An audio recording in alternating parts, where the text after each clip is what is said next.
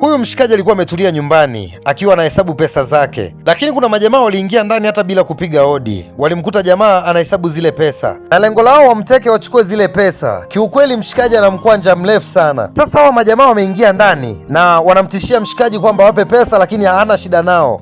Yeye anaendelea kuhesabu zile pesa na wamevaa vinyago, hawafahamiki kwamba ni akina nani, lakini huyu jamaa yeye anahesabu pesa ni kama hajui kinachoendelea. Sasa wanamnyang'anya pesa. Mshikaji ameganda vile vile, hasemi neno lolote, yaani ni kama hakuna kitu kilichotokea. Sasa huyu mshikaji anamnyoshea kidole na anamwambia ukizingua unakata kichwa. Sasa mshikaji, tuokote pesa, sawa eh? Sasa mwenye pesa yeye ameganda vile vile kama haelewi chochote kile. Yani hivi jamani, wewe umeingia kwenye nyumba ya mtu, sasa unamfanyia kitu kibaya alafu hakuambii kitu chochote na amenuna tu. Sasa wewe ushtuki. Hawa mashikaji wakabeba zile pesa.